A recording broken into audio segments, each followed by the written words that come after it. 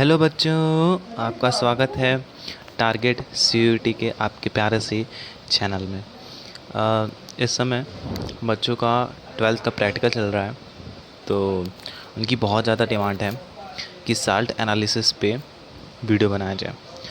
तो बच्चों की डिमांड को पूरी करने के लिए या बच्चों की हेल्प करने के लिए ऑलवेज़ आवर ग्रुप और फैसिलिटीज़ आर रेडी। तो इसीलिए हमने बच्चों की डिमांड पे सॉल्ट एनालिसिस पे वीडियो बनाई है। इसके लिए हमने कुछ वीडियोस की हेल्प भी ली हैं, ठीक है। तो देखते हैं क्या है। एसिडिक रेडिकल को फाइंड करने के तरीके, ठीक है। एसिडिक रेडिकल को फाइंड करने के तरीके, पहले एसिड रेडिकल को जानते हैं, उसके बाद फिर बेसिक रेडिकल पे चलेंगे। बेसिक रेडिकल के लिए अगली वीडियो आएगी, ठीक है। ये एसिडिक रेडिकल को फाइंड करने की तरीके की वीडियो है, ठीक है, की वीडियो, और वो बेसिक रेडिकल वाला बाद में आएगा। तो सॉल्ट, तो जो सॉल्ट है वो सॉल्ट जो है वो किससे बना होता है? सॉल्ट में क्या होते हैं? कैटायंस और एनायंस होते हैं। कैटायंस क्या होते हैं? पॉजिटिवली चार्ज होते हैं, और एनायंस क्या होते हैं? नेगेटिवली चार्ज होते हैं। फॉर एग्जांपल जैसे सॉल्ट NaOH है, सॉरी सॉल्ट कह रहा हूँ, ये बेस है और ये एसिड है। हम जानते हैं NaCl जो होता है, जो NaCl होता है वो क्या होता है? एक सॉल्ट होता है, ठीक है। हम जानते हैं NaCl जो होता है वो एक सॉल्ट होता है, और जब NaCl अपने आयनों में टूटता है तो जो Na प्लस में टूटता है और Cl माइनस में टूटता है, ठीक है। तो Na प्लस में टूटता है और Cl माइनस टूटता है। जो प्लस आता है उसे कैटायंस कहते हैं, और जो माइनस आता है उसे एनायंस कहते हैं। अगर हिंदी में बात करें तो जो प्लस वाला होता है उसे धनायन कहते हैं, यानी धनायन का मतलब कैटायन, और जो माइनस वाला होता है उसे ऋणायन बोलते हैं, ऋणायन मतलब एनायन, ठीक है। अब देखिए, तो कैटायंस को बोलते हैं बेसिक रेडिकल, और जो एनायंस होते हैं उसे बोलते हैं एसिडिक रेडिकल। अब सवाल आना चाहिए कि भैया क्यों बोलते हैं? कहाँ कैटायन को एसिडिक रेडिकल नहीं बोला गया, या एनायन को बेसिक रेडिकल क्यों नहीं बोला गया? ये सवाल आता है। तो ये बहुत आसान है इस सवाल का जवाब। देखिए, कैटायंस को इसलिए बेसिक रेडिकल बोलते हैं क्योंकि इसके लिए आपको ये एग्जांपल देखना होगा, अच्छे से समझिए। जैसे NaOH क्या है? एक बेस है, ठीक है, और NaOH क्या है? एक बेस है, और HCl क्या है? एक एसिड है, यानी अम्ल है, और ये NaOH एक क्षार है। तो जब NaOH और HCl की अभिक्रिया कराते हैं तो एक फेमस सॉल्ट बनता है जिसका नाम है NaCl, जिसे प्यार से हम नमक भी कहते हैं, ठीक है, और जल निकलता है, ठीक है। तो NaOH एक बेस है, HCl एसिड है, और NaCl साल्ट बनता है हमारा। अब ध्यान दें, तो जो NaCl है, NaCl में जो Na प्लस होगा एक, और एक Cl माइनस होगा, जैसा कि एक Cl माइनस होगा, जैसा कि मैंने ऊपर बताया है कि जो सॉल्ट होता है उसमें एक कैटायन होता है कैनायन। उसी तरह NaCl एक सॉल्ट है, उसमें एक कैटायन Na प्लस है, और एक एनायन जो है वो Cl माइनस है, ठीक है। तो वही, तो Na प्लस और Cl माइनस हो गया।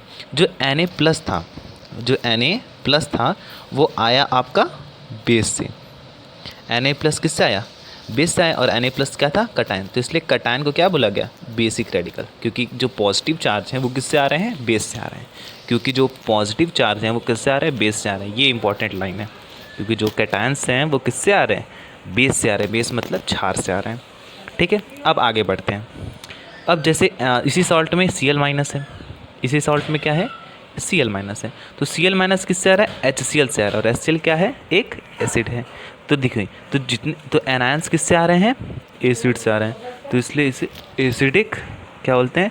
इसलिए इसे एसिडिक रेडिकल बोलते हैं, इसलिए इसे एसिडिक रेडिकल बोलते हैं, ठीक है। यानी नेगेटिव वाला जो है वो किससे आ रहा है? एसिड से आ रहा है। किससे आ रहा है? एसिड से आ रहा है, इसलिए इसे एसिडिक रेडिकल बोलते हैं।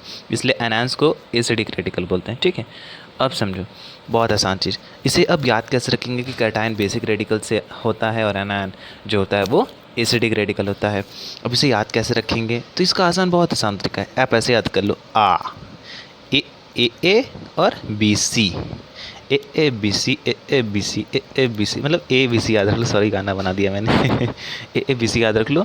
ए मतलब एनायन जो है वो, ठीक है, वो किससे आता है? एसिडिक रेडिकल से, यानी एनायन एसिडिक रेडिकल, ठीक है। और जो कैटायंस होते हैं वो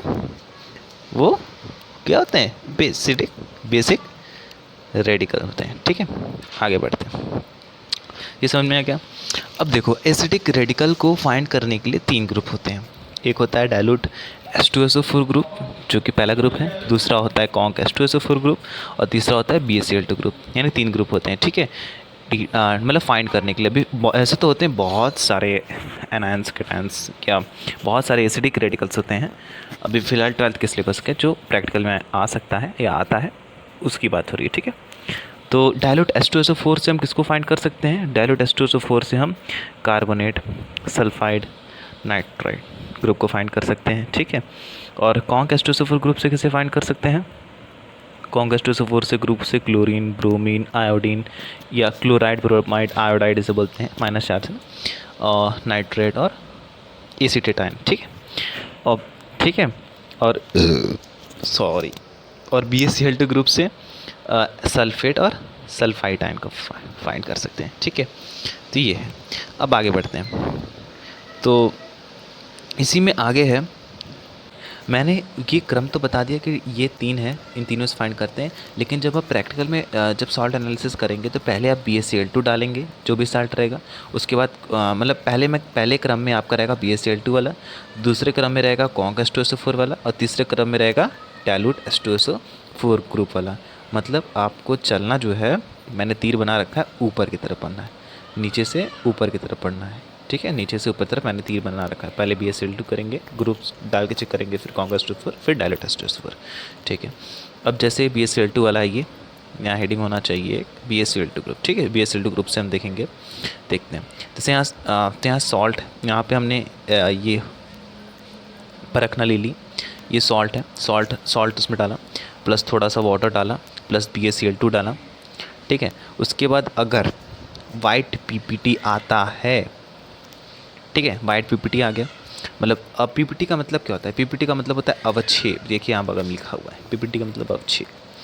तो फिर उसमें डायल्यूट HCl मिलाइए, ठीक है। वाइट अवक्षेप आ गया, फिर उसमें डायल्यूट HCl मिलाइए। तो डायल्यूट HCl जब आप मिलाएंगे तो 2 कंडीशन हो सकती हैं, ठीक है। 2 कंडीशन क्या हो सकती हैं? पहली कंडीशन ये हो सकती है, जो PPT है वो डिज़ोल्व हो जाएगा, और दूसरी कंडीशन जो है PPT डिज़ोल्व नहीं होगा, ये वाली कंडीशन। और एक में PPT डिज़ोल्व है। जब PPT डिज़ोल्व हो जाएगा तो होगा सल्फाइड आयन, और जब PPT डिज़ोल्व नहीं होगा, यहाँ लिखा है नॉट लिखा है यहाँ पर, तो ये सल्फेट आयन होगा। यहाँ पर लिखा हुआ है सल्फेट आयन और लिखा है सल्फाइड आयन, ठीक है। इससे आप आसानी से फाइंड कर सकते हैं, ऐसे भी, ठीक है। ये देखिए, इसी क्या हो गया, ऐसे बनाने पे जब मैंने ऐसा चार्ट बना दिया तो आपको बहुत आसानी हो गई होगी कि भाई सल्फेट आयन, सल्फाइड आयन में ऐसे 3-3, 4-4 लाइन सब लिखे रहते हैं कि ये आता है, फिर वो होता है, हिंदी वगैरह। ऐसे नहीं, ऐसे करेंगे तो कितना समझेंगे।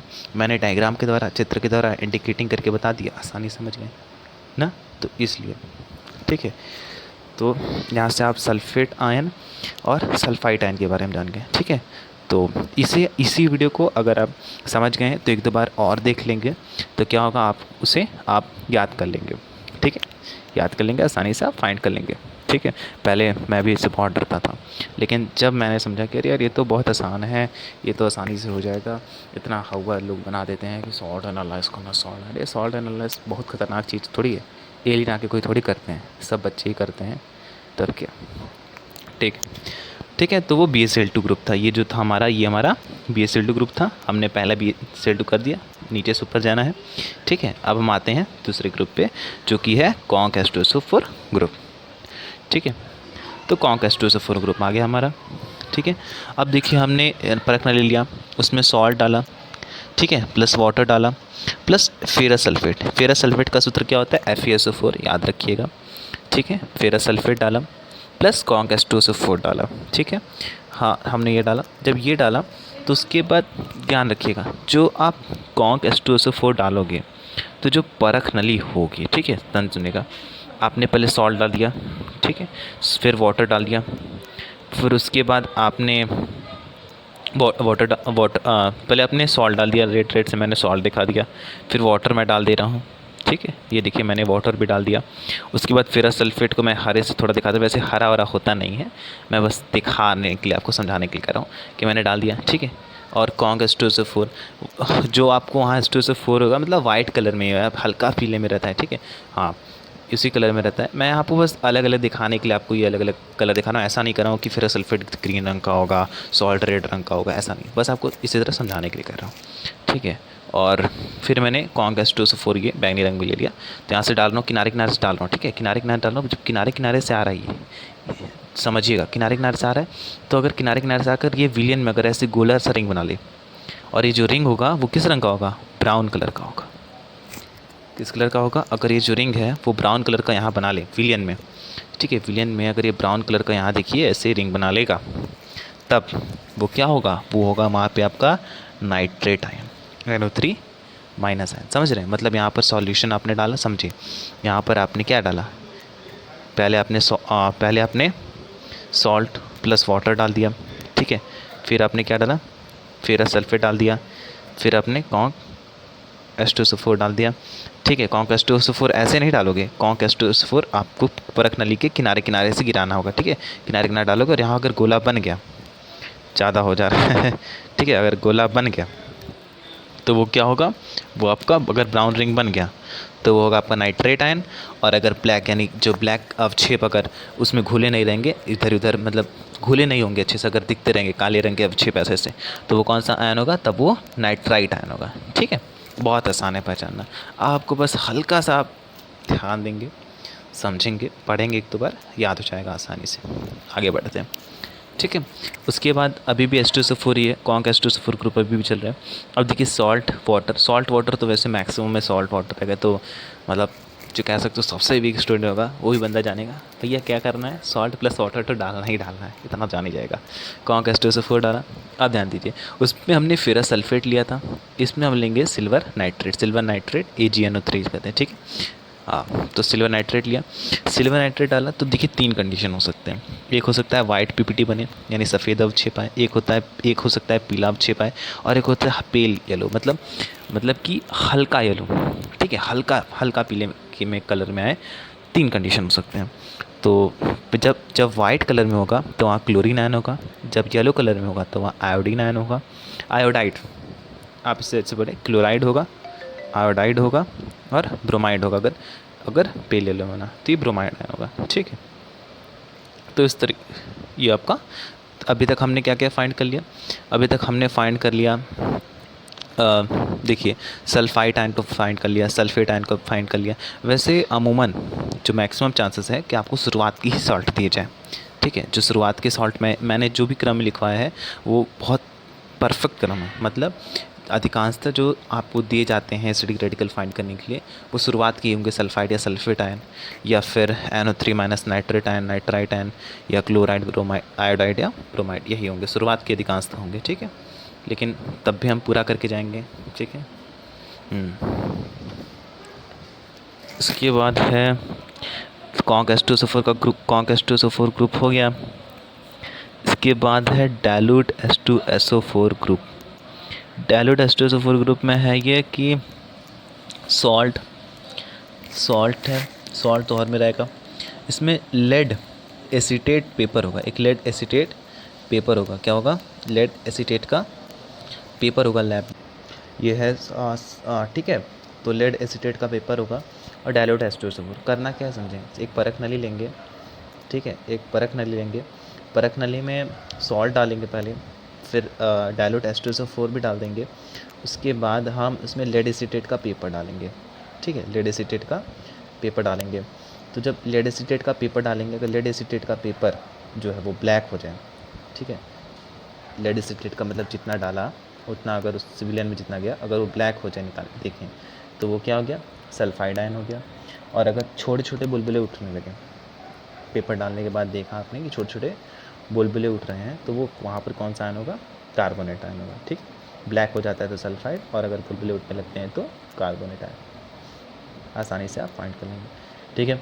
उसके बाद एक लास्ट है जिसमें हम CH3COO-, वैसे अगर आपने इतना कर लिया और अभी भी अगर आपका नहीं आया है, जैसे आपका शुरुआत में ये सॉल्ट वाटर BaCl2 करने पर आपका सफ़ेद अवक्षेप ही नहीं बना, ठीक है, सफ़ेद अवक्षेप ही नहीं बना, तो सवाल ही नहीं उठता कि ये वाला है। तो इसी तरह जैसे अपने इधर किया डाइल्यूट एसओ सॉल्ट लिया, वाटर लिया, फिर सल्फेट लिया, H2SO4 डाला।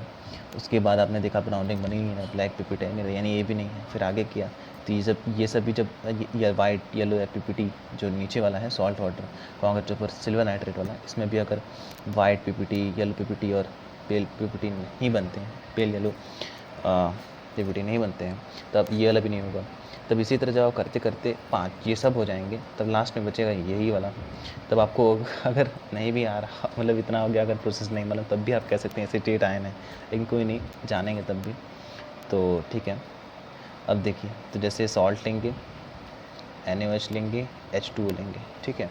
सॉल्ट लेंगे, NaOH लेंगे और H2O लेंगे। इसमें करना क्या चाहिए, सॉल्ट लेंगे पहले, ठीक है, सॉल्ट ले लिया आपने अपने हथेली पर, फिर उसमें हल्का सा H2O डालेंगे सॉल्ट में, फिर NaOH डालेंगे उसमें, और फिर उसे रगड़ देंगे, जैसे सुरती बनाई जाती है उसे रगड़ देंगे, हाँ कलाई पर रख के थोड़ा पोलर तो कर देंगे। तो उसमें जब आप स्मेल सिरका के आने लगे, तो आप समझ लीजिएगा कौन सा आयन है, एसीटेट आयन है।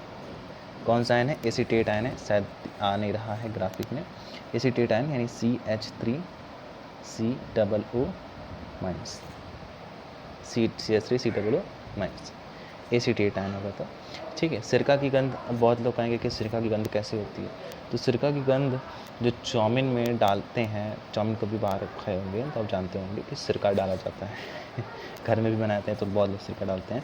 तो आप चाउमीन वाले के पास जाइएगा, उससे बोलेगा कि सिरका बोतल दीजिए, सिरका की बोतल खोल के सिरका की गंध सूंघ लीजिएगा, वही सिरका की गंध अगर इसमें से आ जाए, जो सॉल्ट ऐसे प्रोसेस करने के बाद, सॉल्ट NaOH और H2 डालने के बाद, तो वहाँ पर कौन सा आयन होगा, एसीटेट आयन होगा, CH3COO माइनस आयन। ठीक, इसी के साथ आपका एसिडिक रेडिकल का कंप्लीट होता है।